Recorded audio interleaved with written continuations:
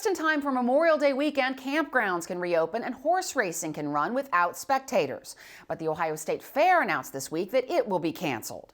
Statehouse correspondent Jo Ingles reports many Ohioans are ready to do their usual summer things, but there are a lot of changes they and businesses that want to reopen will have to deal with. Jennifer Hall will spend this weekend camping with her family by the Portage River, one of the Lake Erie inlets. It's a family tradition. My family's been camping in the same spot since the 1950s.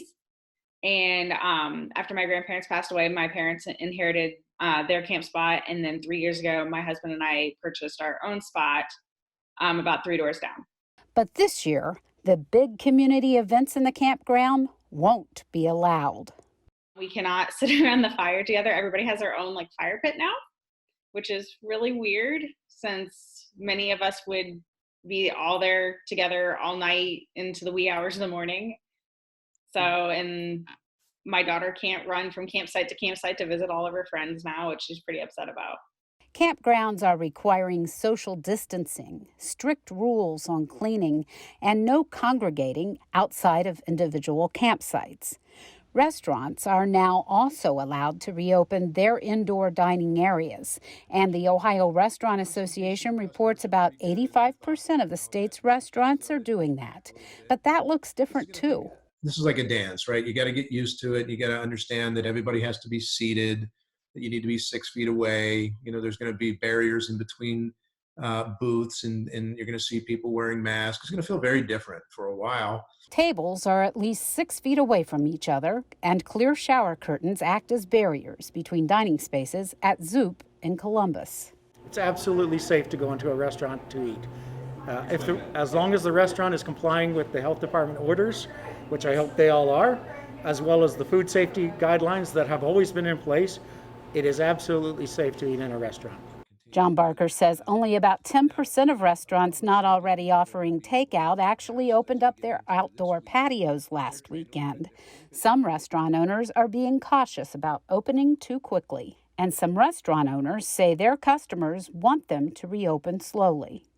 I did a survey with our customers and had over a 40% response, and 96% said that they were not comfortable with all of the immediate releases. Along with golf courses, tennis courts, and other outdoor entertainment options, horse racing is back, but it's limited.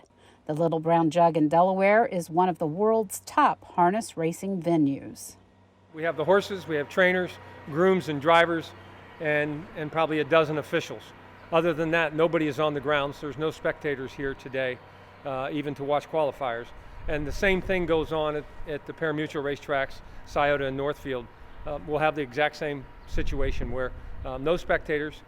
People can still wager at off-track betting facilities, online, and those kind of things.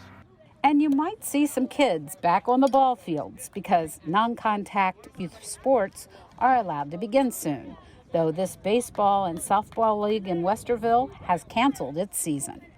And there might be more kids playing in public spaces because most school facilities remain closed. When Governor DeWine announced that youth baseball and softball could resume on May 26th, which is great, and we support that. The problem is, though, the order from the Ohio Department of Health said school facilities are closed until June 30, and that's where a lot of youth sports play. One thing you won't see: big weddings. June is usually a big month for them, but event organizers say most have been put off.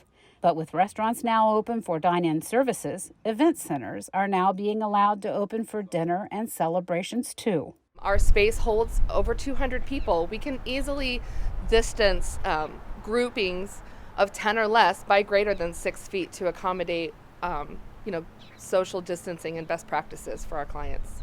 And since some event centers help fund nonprofits, getting them up and running again is important to communities, too. Jo Ingles, Statehouse News Bureau.